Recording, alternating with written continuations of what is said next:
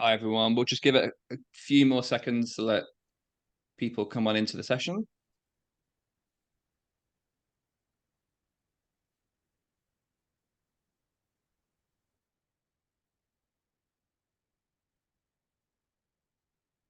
And we'll go. Great. Thanks. Welcome, everyone, to the final edition in our 2023 series of webinars on fundraising and sport for development. Thanks so much for joining us. And again, in your hundreds, which just continues to be the case each time. Which, it's from every corner of the world. And I think it just continues to just reinforce how pressing and vital the whole topic of fundraising and financial sustainability is within the sector. Interest and engagement continues to grow year on year. And I think that's both a reflection of the tumultuous fundraising landscape that we've been operating in, but also hopefully, and I'm sure to the incredible array of panelists that we're so fortunate to have join us each time. And of course, I'm delighted to say this day is no different. But for those of you who don't know, my name is Luke Southall. So I'm Managing Director at Oaks, and we work with sport for development organisations across the world, supporting with strategy, fundraising, sustainability, and capacity building. And as ever, I'll be the moderator for today's discussion. So, according to a study by Scientific American, 65% of all our conversations are based on telling stories. It's been this way since the dawn of time. It's the most powerful and resonant way in which we communicate. And clearly, that is no different when it comes to fundraising. Fundraising and storytelling are inextricably linked, but it's not always an easy paradigm to navigate. And that brings us to the heart of today's discussion. So from a fundraising perspective, a compelling story can raise awareness, it can build trust, and it can mobilize supporters and donors into action. So today, we're going to cover, amongst many other things, I'm sure, the key principles of effective storytelling, the relationship between storytelling and fundraising and how we can maximize that, the tools, resources, and channels at our disposal, and I think really importantly, the role of advocacy and collective action in telling the sector story together. And what a panel of speakers we have to join us.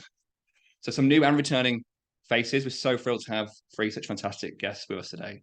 So before we go any further, it gives me great pleasure to hand over to them to introduce themselves. And we'll start with a familiar returning face, Rachelle. Welcome back.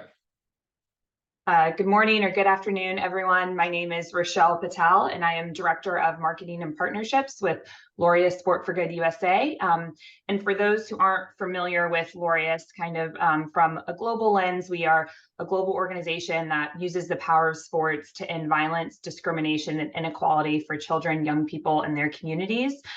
So the way that we do that is operating as an intermediary organization. So we fund, support, develop, and help implement initiatives that use sport as that tool to create equality, access, and opportunity for young people. So I am specifically with the US Foundation. So we focus our work here in the United States, where we have about over 200 programs who are part of our networks, funding about 100 of those at any given time.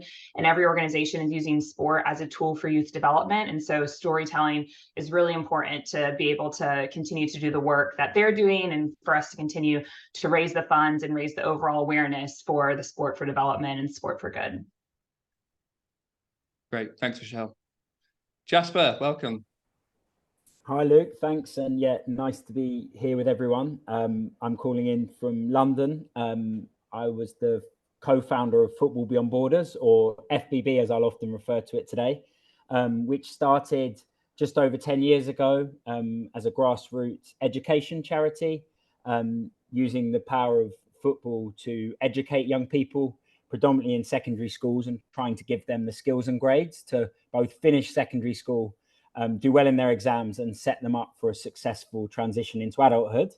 And having set that up and having grown the team from myself and one other to 70 staff, running over 100 programs a week across the UK, 18 months ago, I decided to set up a new venture, which is called Youth Beyond Borders, which is 100% owned by the charity. It's a social enterprise, and we are a youth creative agency working particularly with brands, but other institutions who want to understand and authentically engage with young people with a range of different services, from events and content production to research and insights, as well as social impact programs. So I'll be coming at this from a kind of charity lens, but also my day-to-day now is very much working directly with brands and other institutions.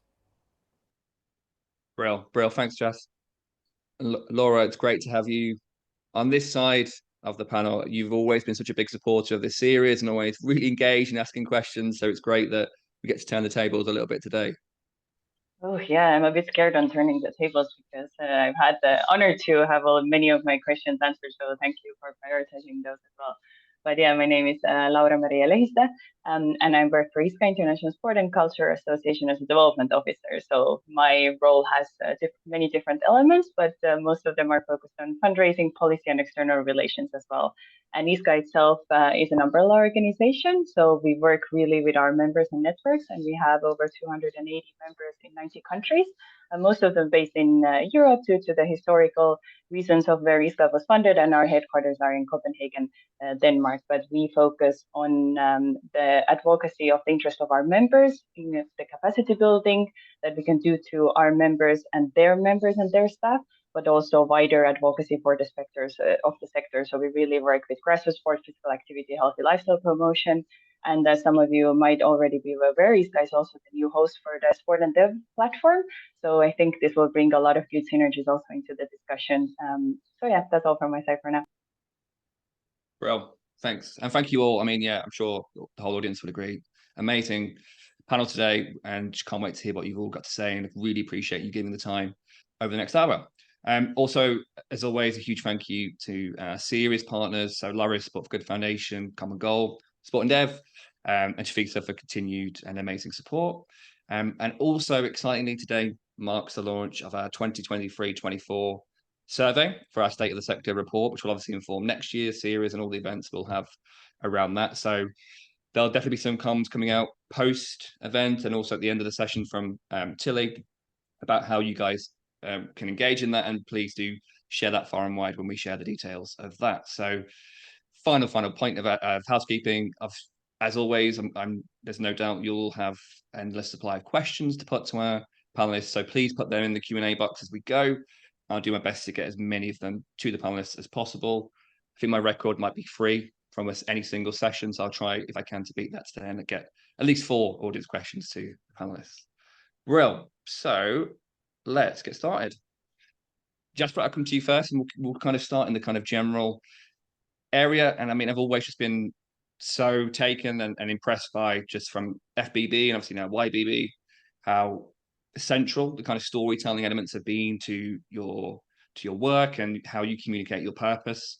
So it'd just be great to kind of hear what your approach to that has been, and what you kind of see as the most important elements and principles to storytelling, and how you approach that through all of your work. Thanks, Luke. Yes, so the first thing I'll say is 10 years ago when I was setting up FBB, around that time, someone told me that the word for relationship comes from the Latin word relatio, and that means to tell a story. So in my opinion, storytelling is at the heart of any relationship, right? And everyone has their own unique story to tell. And within that, always number one rule for me is the passion in which you deliver a story, and that has to be authentic to yourself. So it's really important. You can't be someone else. So it's really important that when you're telling your story, you're very passionate. And secondly, that it's relatable, right? So number one rule is you have to try and get someone in your shoes. So you have to try and take a complete stranger to want to listen to you. And so being able to be descriptive and give a bit of detail and flavor fairly early on to get someone to sit in your shoes is really, really important. So they're going to give you a little bit of time. Next up for me has always been really important is we face huge obstacles, right? So in order for there to be any compelling learnings or for people to go on that journey, often people want to know, and often the kind of, you know, there's that archetypal story of a protagonist and overcoming some sort of big obstacle. That's a kind of, and so for me, there's always some sort of obstacle, and usually it will be, you need to distill something into a decision that needs to be made. Through that comes some sort of awareness or heightened learning. And then going forwards, there's some sort of transformation. So for instance, with FBB, we were set up after the riots in London. So often in our early stages, that was a huge societal event where young people felt very marginalized and they were angry. but we needed to try and distill that. So I would often tell the story of one boy, a boy called Jordan, who was 14 years of age, based in South London, who was deeply affected by the riots. And you'd learn a lot about why FBB existed because of that story. So that for me is something that's really, really important. And you need to distill something very specific that can be turned into the universal. Now, just to finish, storytelling and the way we've gone about storytelling, something I've been very passionate about is that often charities focus on need, they focus on disadvantage, and actually young people who we work with, what they associate with being part of a charity is the sense of possibility and the sense of opportunity and the sense of the potential that they feel they have when they're with us. So on the one hand, they feel that in our sessions, but then we're telling stories that only dial up and focus on the need. And that didn't sit right for me. And I looked at the world that they were growing up in, often a world where did they feel opportunity? Where did they feel that sense of really of that possibility? And that wasn't a world of grassroots education and football charities. When I looked at the comms, that didn't work. Whether we like it or not, the world of youth brands and brands were really tapping into how to tell stories that tapped into that emotion and that sense of possibility. So we went on a journey, which I can talk more about today, where we tried to transform the way that we communicate ourselves and our stories, moving away from a kind of typical charity model, more to one that is much more feels like a brand. Amazing. Brill, thank you, Jasper. Great start. Rachelle, I suppose similar question from your perspective when you're approaching this at Laureus. You were saying, what are the kind of core principles that you try and pick out when thinking about telling stories? Yeah, and I think Jasper hit a lot of them, so I'll kind of just add from there. I think for me, I kind of take like a philanthropic approach to it. So I think kind of to Jasper's point, it's there certainly like charity is an element of it. There is an immediate need that needs to be solved, but I think I do look at it more as how can I help with a long-term solution? So when I'm telling a story, I want people to be bought into a long-term solution versus like an immediate fix. And so I think if you're looking for someone to support your work long-term, if you're looking for someone to actually buy into the system that you're trying to implement, the change that you're trying to make, I do think it's really important for people to see the possibility of where you're going in the future, the transformation that you want to have, not just the immediate solve. And so I think one thing, along with, making sure you have the passion, the authenticity, I think it's really important that you know what you're talking about. And so I think sometimes for people who sit on the development side or the marketing side, there's a disconnect from the programmatic side. And I think where I have been able to be really successful is the closer I sit alongside programs. And so that's multiple things. It's one, it's talking to the program staff, but more than that, it's actually going out to the program. So Laureus is a bit unique in that, we work with a lot of programs on the ground, and we're trying to raise funds that we can then, provide grants, provide training, provide professional development. So I try to spend time with as many program leaders as I can. And when I'm telling these stories, their words are coming out of me. It's really, I'm good at what I do because of them. It's not, me just thinking about these great things in a room and like, this is how I can put this together and this is how I can sell this. It's, I'm going out there and I'm, talking to Kelly and I'm talking to Levante and I'm talking to Janae and I'm hearing what they're doing. And I'm being able to put that together to say, okay, how can I tell a story of why someone should come alongside that journey? And it's very natural and it comes out very naturally because their stories inspire me. So I think that when you're doing this development work or you're doing this marketing work, obviously you can't spend all your time, with the programs or all your time out in the field. You have, a different job, but I do think you need to set aside time to do that. And then anytime before you go to pitch someone or before you're having that meeting, connect with the people that are closest to the issue that you're wanting to solve for or the program that you're trying to raise funds for, and make sure that you have that kind of innate understanding. It doesn't mean you're going to know everything. There's still times that I'm like, you know what, I'm going to double check with X, Y, and Z and get back to you on that detail. But I don't want to seem like I'm not part of it. They just see Laureus. They don't see, oh, there's programs, there's marketing, there's development. We're all representing Laureus, right? So I need to make sure I can speak to the work that's actually happening on the ground and be able to tell that story in an authentic way because I've experienced it myself and I haven't just read about it in a proposal. Yeah, absolutely. I'm sure that, yeah, lots of themes there we'll keep returning to. Thank you, Rachelle. And Laura, from your perspective at ISCA, obviously can be slightly different. And I guess the example that Jasper gave around Jordan and distilling it down into that kind of the hearts and minds isn't always so easy from a network perspective, and you're working on lots of kind of different partnership approaches, and you don't always have that direct engagement with end users sometimes with some of the work. So yeah, just again curious from your side how you see kind of storytelling components and what things you have to focus on at ISCA to really help to connect your message across.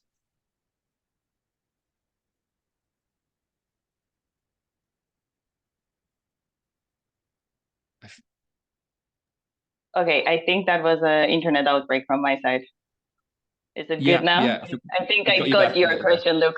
Sorry about it. It's just technology today. Yeah, I think I heard most of the question, but if I didn't answer it completely, then please interrupt and add on it. But yeah, I think as you said, ISCA is in a little bit different position because we are an umbrella organization, and we work through our members and the work that they do on the local ground. So the distance is a little bit further away, but I really like what Rachelle said also about being closer to the projects and the initiatives that you do. So even though I work as a fundraiser, I also always try to keep one smaller project in my portfolio to remain that connection with the ground and the projects and the partners. So it keeps me fresh in a way as well, because the fundraising work can be quite kind of one-sided and dry, if you say it, at least if you work in the EU project funding and grant application. So I think that's a very good thing to keep in mind, that remaining that closeness to the projects and seeing the impact on the ground makes you a better fundraiser as well. So the authenticity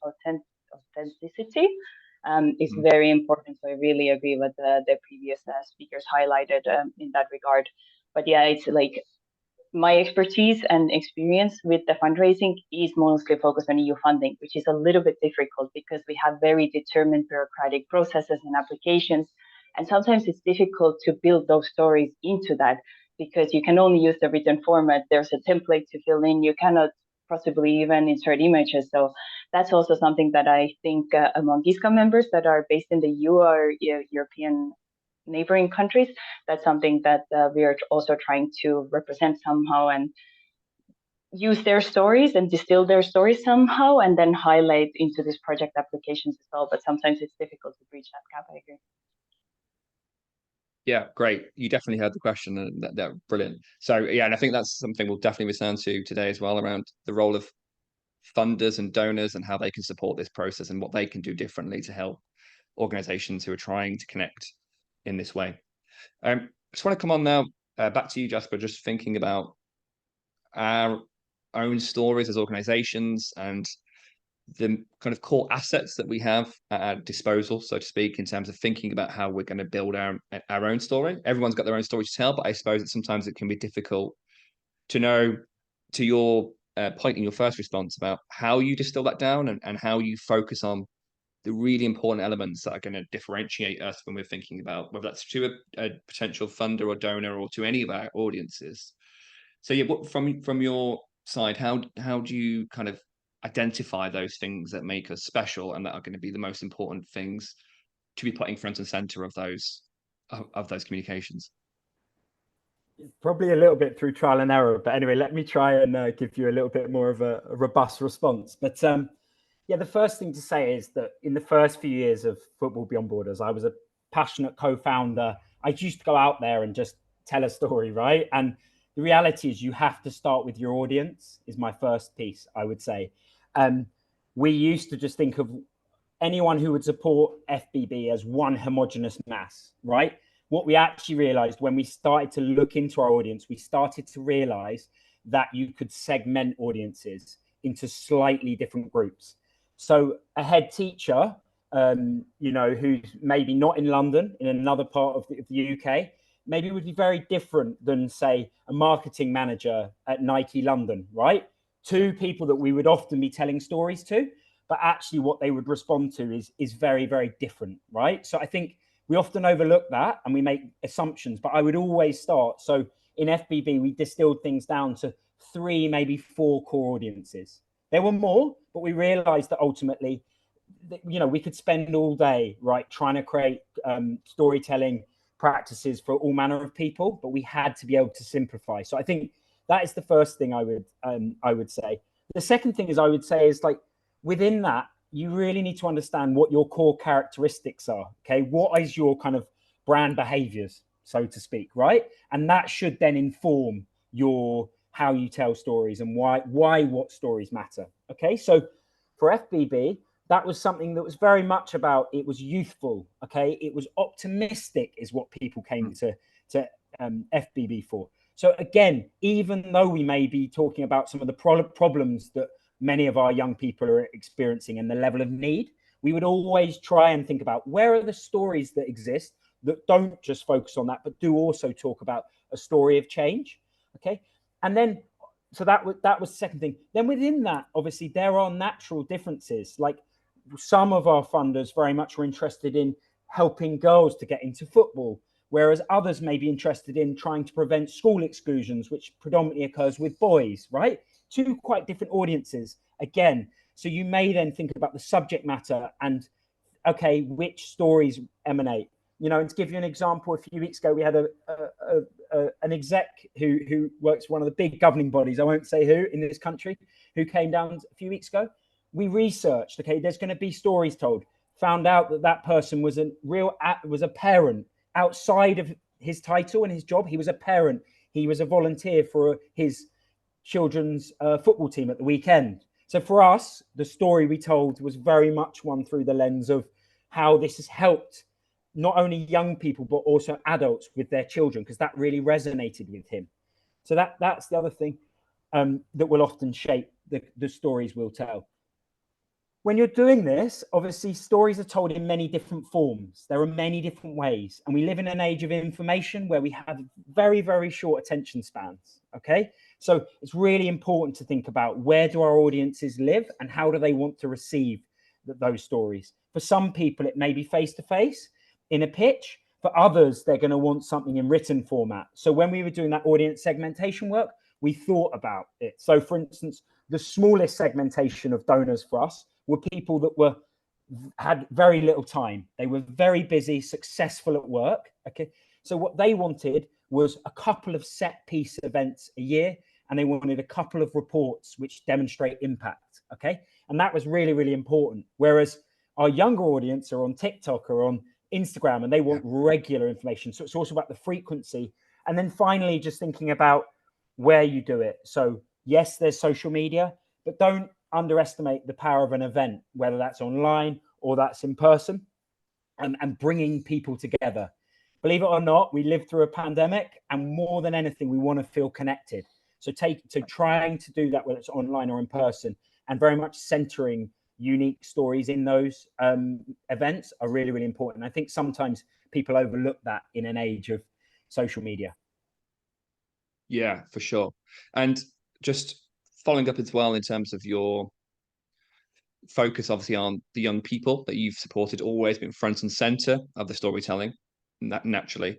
How involved, or how do you involve them in the storytelling itself? Is that something that you've always wanted to bring them into, them deciding and them then helping to create the kind of routes to that communications?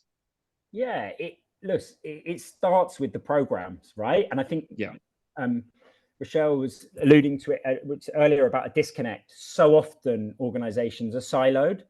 Young people are telling their stories every day in sessions. So all our role is to elevate those and to create the space where they feel safe enough to do that.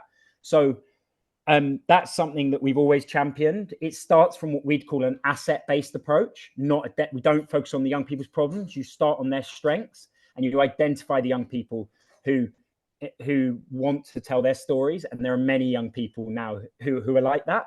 So it's from the get-go. You know, on the first module we do, it's squad goals, and young people are sharing why they want to be part of the squad. It's just about then having the courage to be able to elevate that. And that's really, really important, and very much bringing where possible. Of course, there's challenges, getting consent, but bringing in, capturing of content from the get-go. You know, the first module, filming the young people, and that becomes then part of integrated into our programs. And then it doesn't become like a fly on the wall where, oh, by the way, the comms team are coming down to capture something. Feels really scary.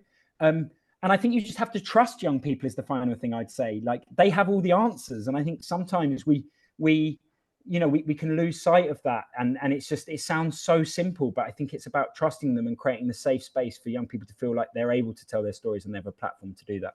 Yeah. Amazing. Thanks, Jasper. And Rachelle, on a similar note in terms of thinking about what assets that we have when thinking about fundraising, obviously something that Laureus has always been so great at in terms of amplifying the reach and message has been through the use of ambassadors, which I know is something that lots of organizations are always thinking about how they can do something similar. It'd be great to just hear a bit more about how you utilize ambassadors within your storytelling and in your whole approach to that, and how you utilize that through that authentic way as well that you alluded to earlier. Yeah, I think obviously stories are only as good as the audience they reach. And so oftentimes we have these incredible stories, but we need partners to help get the message out. And I think we're in such a unique platform with sport. Sport influences everything. It's the culture setter in a lot of ways.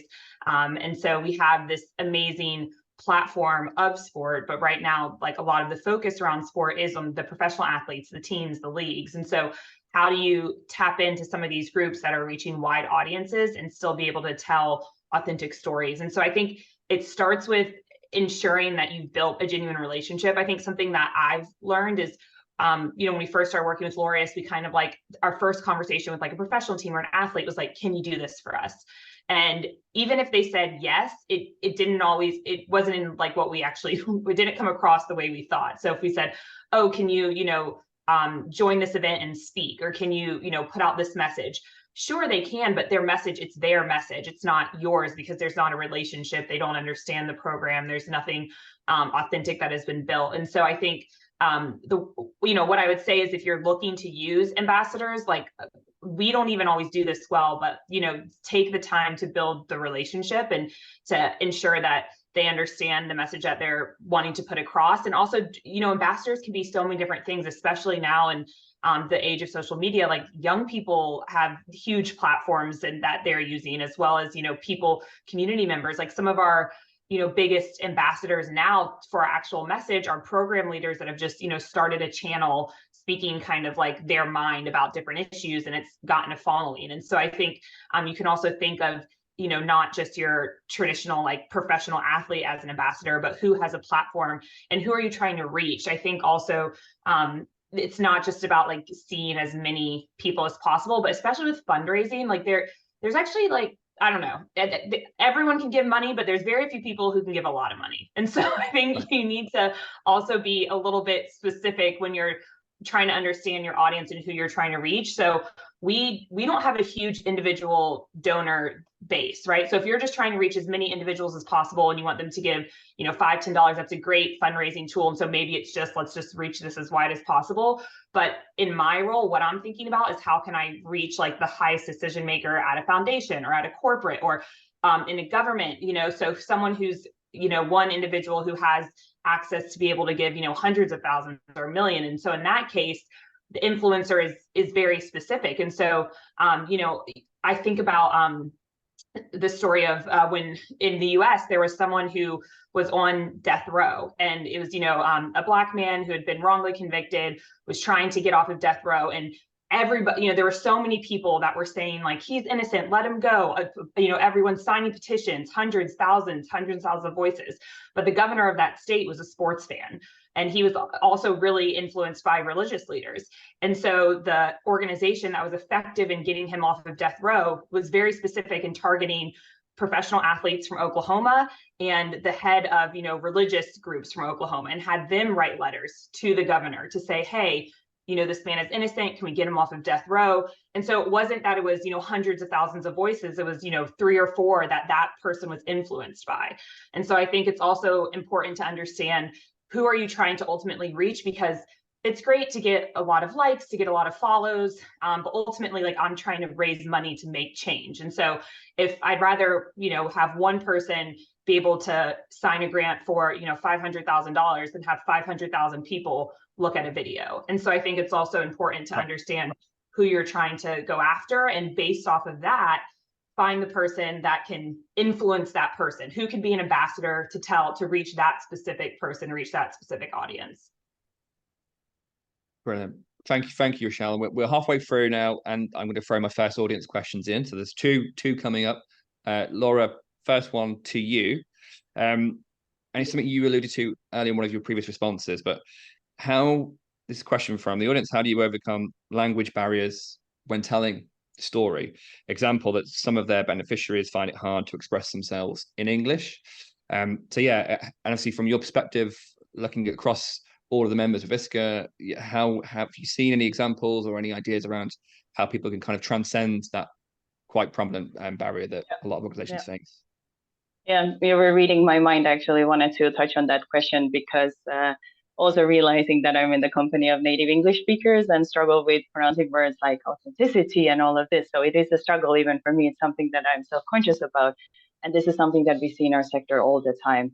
We need to emphasize to our speakers, to our trainers, all of us, that most of the people that we work with, English is their second language. And they are the kind of, let's say, more privileged, well-off class of the society that are the program managers, the organization leaders, etc. So if we are thinking about the stories that the young people, the end users, the participants themselves are sharing, that they might struggle with these things even more. So Jasper and Rachelle both shared some good tips on how to get the youth to be more comfortable in speaking out loud and having their testimonials recorded, etc. But they will have those language barriers, their self-confidence issues, self-esteem, all of this. They might have other privacy issues. We work a lot with the refugees and asylum seekers topic, and they're taking photos, having testimonials. All of this is a very sensitive issue. So we always need to make sure that we have the permissions, that everyone feels comfortable about it, and that we also do the necessary work to build the capacity of the people that we want to share their stories of. So we wouldn't do it on their behalf, but we would empower them or find the empowerment in them so they would be able to tell their stories and make them as easy as possible for them. So if the question was about language issues, then maybe we do it with a translator. Ask the person who we know that has a good story what fits them best, and to try to accommodate for that as much as possible, because that is the person that has the most authenticity and passion to share how the program has influenced them, for example. So those maybe are some practical tips from our side. We struggle with this a lot.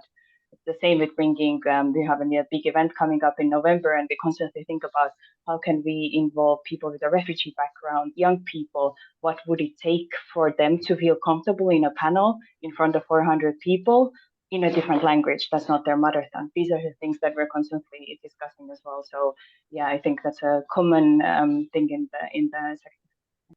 Yeah, and goes across every part of the sector, doesn't it, in terms of access to information, resources and support. Yeah, totally something that I know there's a lot of work coming into as well. And Jasper, a question from Sarah. So with so many organizations in the same field, in brackets, grassroots, sport for good, community work, obviously working across similar themes, similar outcome areas, how can we make our own storytelling different from others? Because obviously, whilst we're always talking about collaboration and being part of the same network, there are times we need to be able to stand out on our own as an organization. So yeah, how does, perhaps coming back to some of that, how you distill your own story, how do organizations kind of find the thing that makes them special? Yeah, again, I mean, I think it starts with doing research, right? And really understanding who you are. What we did after that first kind of 4-year sprint with FBB is we asked someone independent who volunteered, and they'd worked in kind of research and insights, and they did a bit of research around what is FBB's unique selling point, and they tested that. They tested those assumptions. And what was interesting for us is that football is in our name, but actually for many people, the unique selling point wasn't football. It was that we transformed young people off the pitch, right? And it was actually the transformation that took place in the classroom and therefore in their wider life. So as a result, what we did is we had to dial down the role that football played, both in our stories and a lot in our imagery. So you wouldn't find many photos, for instance, that backed up a story.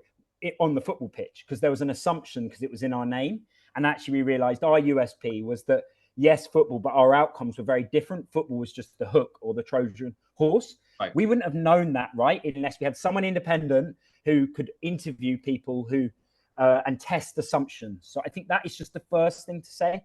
With that, then what will happen is often you will have certain brand guidelines that will tell you, or certain storytelling guidelines, how you should tell the story. Okay, so some of the things I've already talked about today. So there'll always be a challenge that a person's trying to overcome, or we're trying to overcome, and then a solution that's backed up with data. So I think that's something that's just quite important to say. Yeah, and there was one final thing that's just eluded me, but I would say do that research up front, and from that, then you'll be in a much stronger position. Oh, the final thing was around also you might see trends, is the final thing I'll say. So you might see, and be consistent and be patient. Okay, and if it's not working after 3 months, 6 months, 12 months, then you can always change. But sometimes what happens is people are working in fundraising or comms, and they think, oh, we need to be telling stories, and then it takes often to bring in money.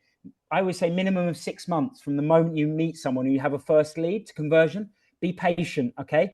What we have is we have certain pillars, so certain content pillars that shape, what we do. The danger is you see something and you're always changing like the wind, and you don't have any strategy.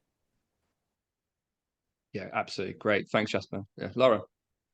Yeah, I wanted to add to what Jasper was saying. If you have I will call it luxury, to have the time, then it is a long time frame horizon that you need to keep in mind. So I really agree with Jasper was saying on talking to a partner organization, a funder, and then see how long it would take actually for this collaboration to evolve into something.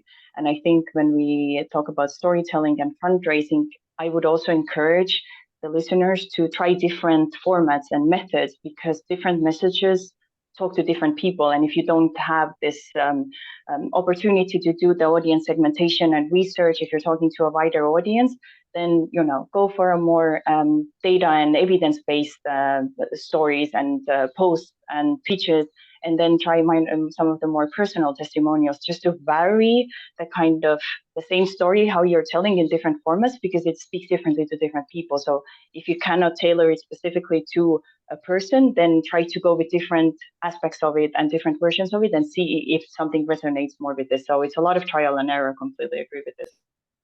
Yeah, brilliant. Yeah. Brilliant. Thank you. And I might add one more thing, just because obviously we get a lot of applications from a lot of groups that are all doing great work. And so I think it depends on who you're trying to get the money from, because I think it's important you find your unique selling point, but there's so many great organizations. So even if you find your unique selling point, it doesn't necessarily mean you're the only one doing it, right? I do think there's a lot of organizations that are actually doing similar work. That's amazing, great work.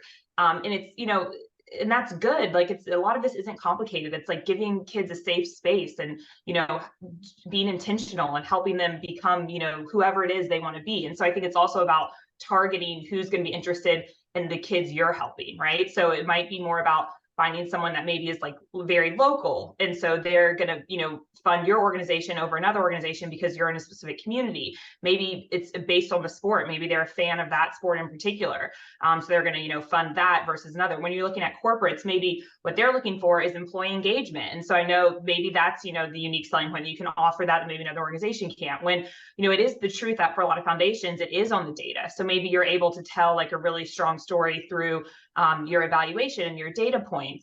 With an individual, it might just be that you've made that personal connection, and so you were the first one to them. A lot of big individual donors, it's just who got to them first and pulled on that heartstring and made that connection. So I think you don't kill yourself with how am I going to be different from this, that.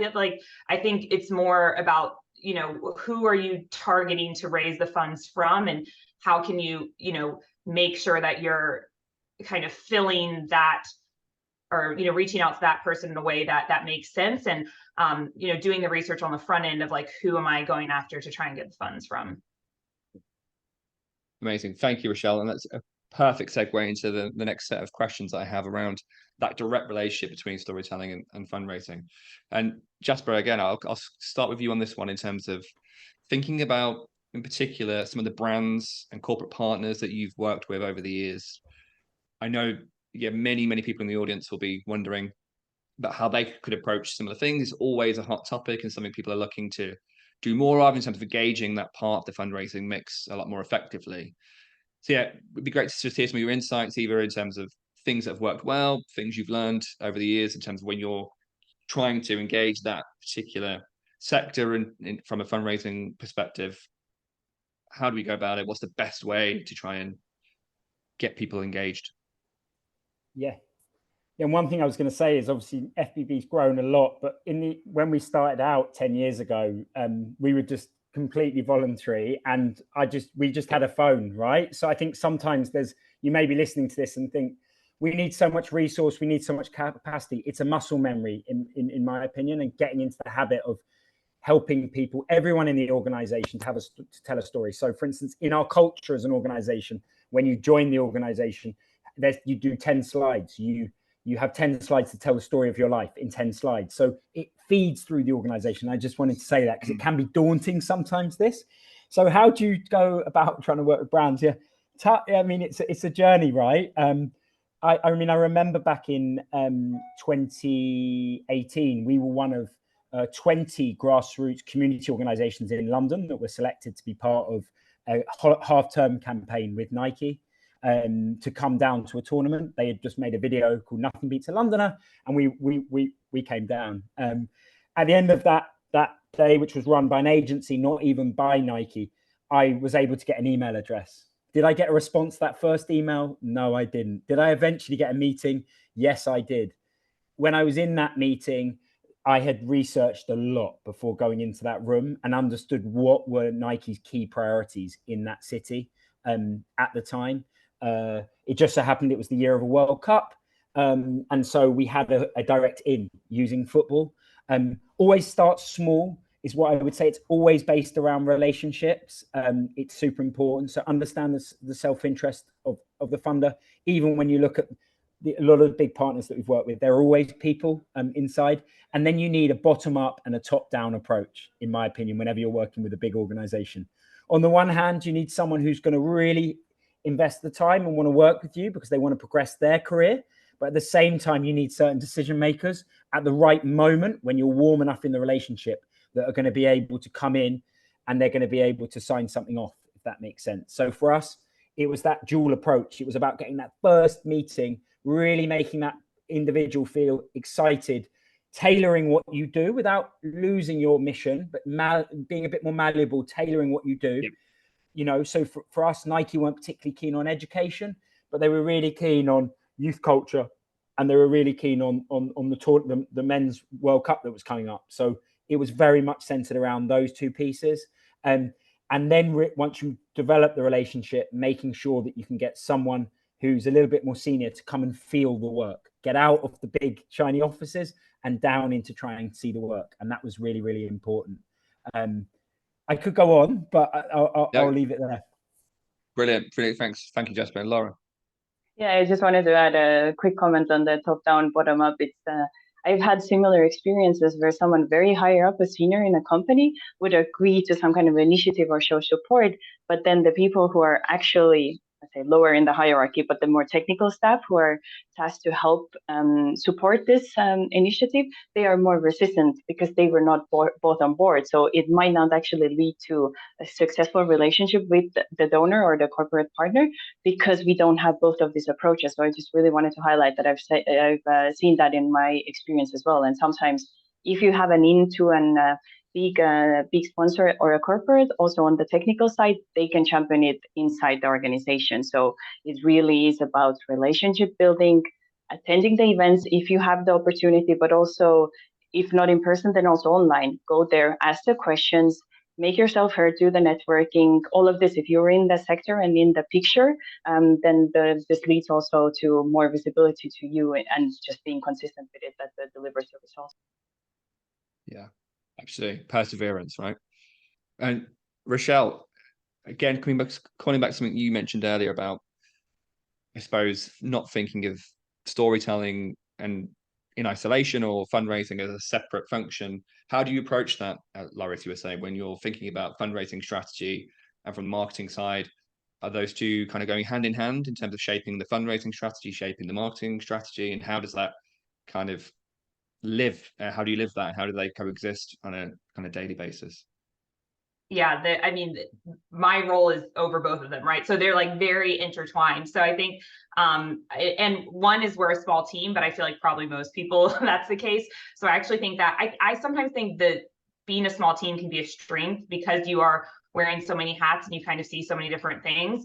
But the only role of marketing and comms is to elevate work that is happening in order to bring in more funding to continue the work. So marketing cannot, there's no purpose of marketing in isolation.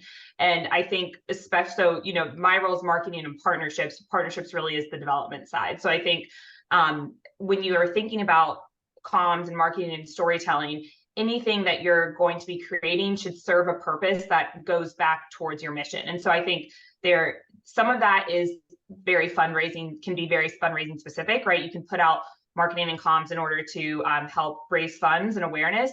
But sometimes what we put out on our channels is for our programs. It's not necessarily for our funders. And I think that's just as important too, because if we don't have that strong trust and network with the partners that we're with, that we have, they're not going to feel comfortable saying something to us they wouldn't say to other funders.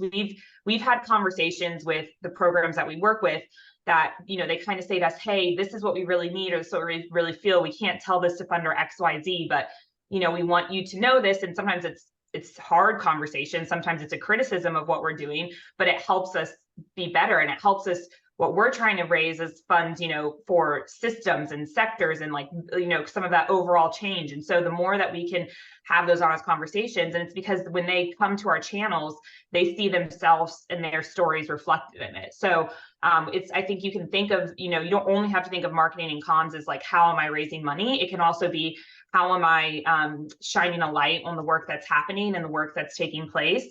But it's so important that those two elements go hand in hand. And I think both from the programmatic and from the fundraising standpoint, the marketing shouldn't sit separate. It should be intertwined kind of throughout both of those pieces. Yeah, fantastic. Thank you, Rachelle. And then thinking about a different type of fundraising, and Laura, I'll come to you on this as you mentioned it, I think in your intro about thinking from a kind of institutional fundraising point of view. And I know how much experience you've got with European funding, which a lot of people in the audience will also be either frustrated with or looking at themselves, how they can kind of secure funding from those sources. And yeah, what is your approach to that when you're thinking about trying to kind of cut through some of the bureaucracy of those application processes to really resonate and connect, and obviously utilizing data and insight that you've got to inform some of those stories? But yeah, what's your approach to that? And I know you're successful with it, so you must be doing something right there. Yeah, maybe it's just perseverance and stubbornness, but we do have a lot of good we do have a lot of good experience with European funding and especially EU. And I also asked a new funding opportunity to be shared, which is from EU External Actions, which is the EU Youth Empowerment Fund. It was just recently launched a few days ago or last week. So just to be shared with the participants, because they do have a strong African focus as well. So I'm trying to get to the fact that there are a lot of opportunities available, also from geographically further apart that you would guess. Like the Swedish Postcode Foundation, for example, does a lot of international work. The same for development agencies in EU, in Latin America, both Americas.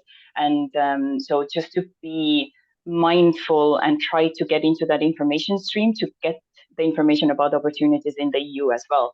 And what we've seen with ISCA and the statistics in general on EU budget is sport is a very minuscule part of the total EU budget.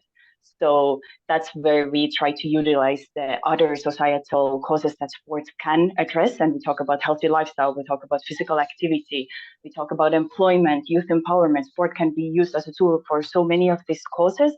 And there's a lot more funding available in those streams. So when we talk about the health grant, for example, and we have a good example from our own portfolio that last year EU for Health launched an application run for a recreational sport program in Finland called Ice Hearts, which showed the mental health benefits that young people get when they're involved in these community sport groups.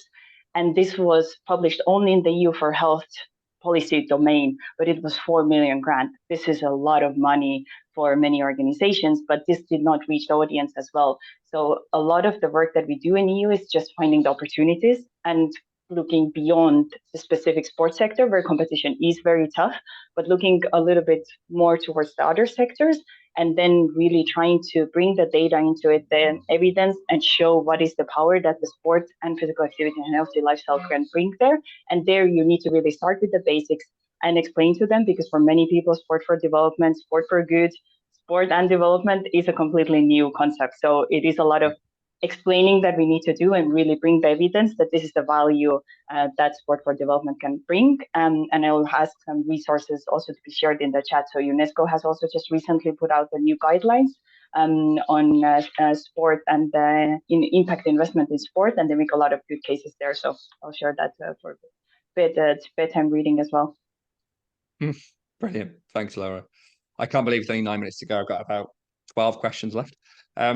One I really want to ask, and I think it's come up a couple of times from audience members, is around the use of AI as well, obviously within storytelling, and how that sits within the sector, and what you guys as panelists see, how you see its role and how you see the development. So I don't know who wants to take that. Are any of you using it already, or any of you seeing it as a real opportunity, a barrier, a challenge, a threat, all of the above? We've joked around to see what kind of application AI or ChatGPT would deliver.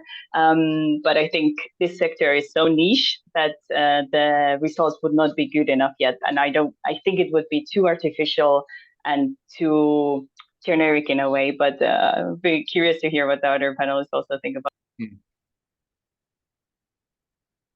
I haven't used it. I'm probably not the one to speak on it. I don't know enough about it to feel strongly one way or another. I think what I'll say is everything I've done successful has been specific, personal, authentic, special. I've never taken a proposal and sent it to another funder without changing it. I've never taken a document and not tweaked it. I've never had a story and just blurted it the same way to everyone. So I think there might be value in, like, for instance, I can see, like, maybe if you're program staff and you're putting together an agenda and you want something that just, gives you kind of those first of starting place, it could potentially be helpful. I don't even know how to use it, so I don't know. But I think if you're wanting to raise funds, even if you are using it, there's going to be some level of like work after it to make it useful. But I have not used it and I don't have experience. Yeah.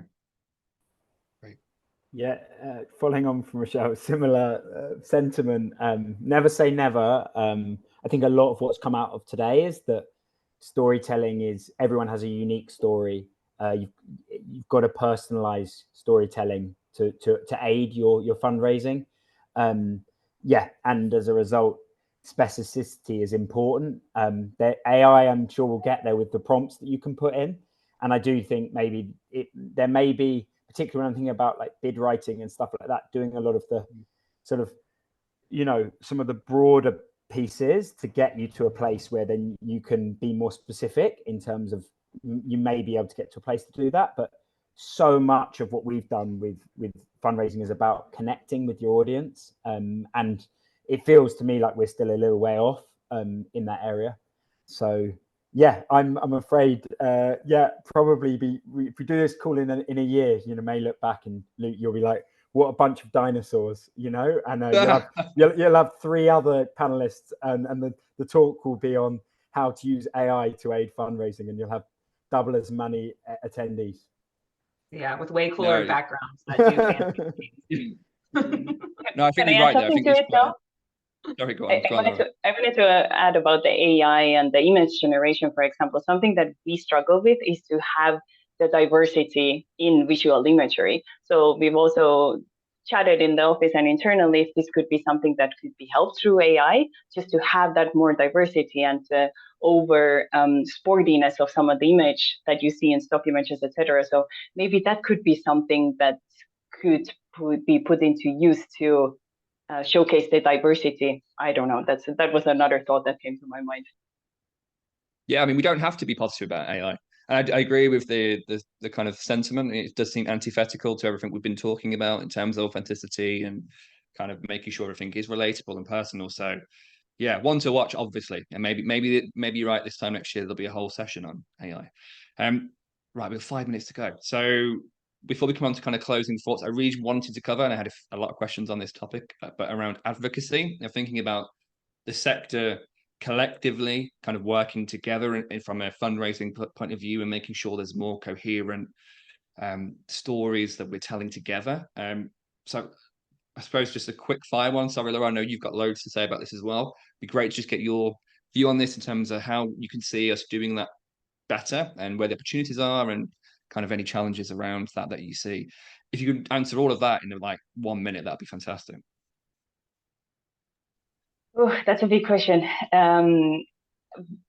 We have, and I have personally put a lot of thought into how can we do more collective advocacy and collective voice for the whole sector. And then we run into this logistical things of, or linguistical things of what is the name of the sector and who are the organizations? Should someone take leadership of this?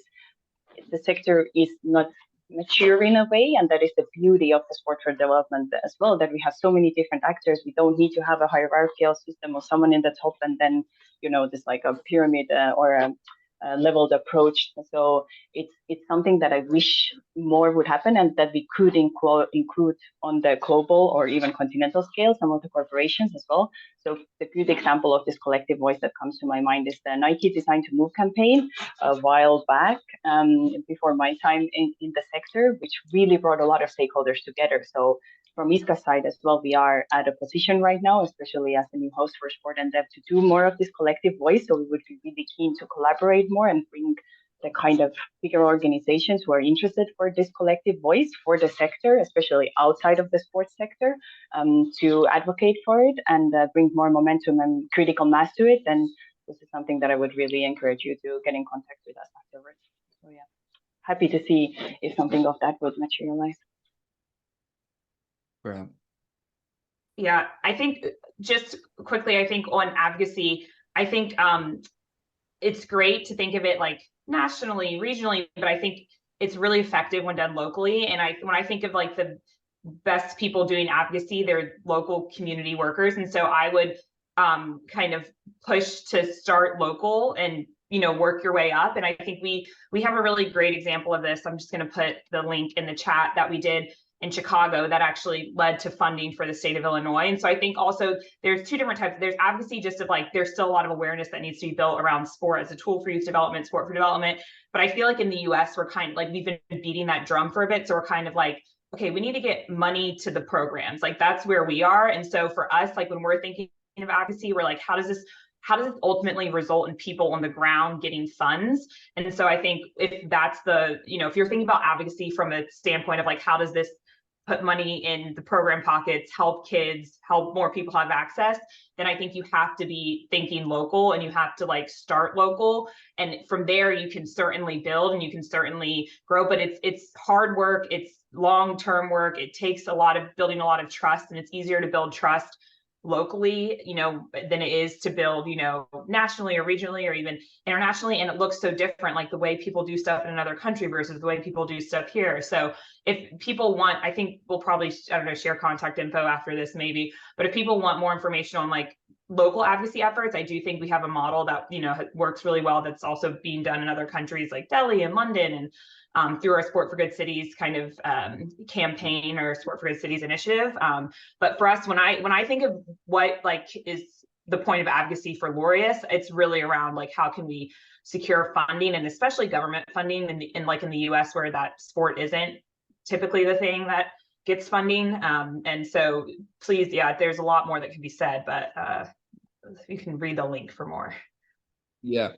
Brilliant. Thanks, Rachelle. And apologies for just obviously managing this conversation poorly, that we've run out of time for all of that. But I really want to get obviously each of your closing thoughts. So thanks so much. I can't believe we're already at the end, but it'd be great to just do a quick kind of final thoughts to leave the audience with.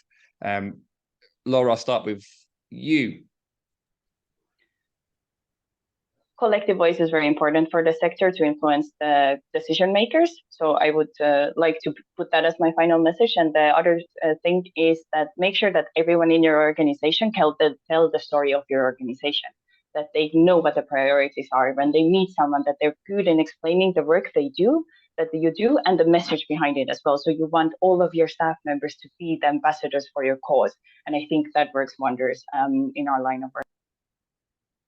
Brilliant. Thank you, Laura. Jasper? Yeah, loads I could say, but know your audience. Like Laura said, everyone in your team should have some sort of frontline experience, or at least have a unique story to tell about the work. Think all storytelling is about building relationships, and that's at the heart of storytelling. Be patient, persistent, and resilient. And lastly, just be proactive. Go out and pick, everything just comes from making those connections, because you need an audience in order to tell a story. Otherwise, you're just speaking to yourself. Yeah, absolutely. Brilliant. Thanks, Jasper. Rachelle? Yeah, I think a lot of them touched on it, but everyone in the organization is a fundraiser, whether they know it or not. So make sure they know that they are, and feel comfortable. Like, trust yourself. You're the one doing the work. You know what you're talking about. Feel comfortable in what you know. If a story resonated with you, most likely it's going to resonate with someone else. So make notes when you hear something that resonates with you. Have a folder, have a document, have something where you can write it down. Because if you're like me, I have a terrible memory, so it's not helpful if I can't remember it. So write stuff down that resonates, that you think will be helpful.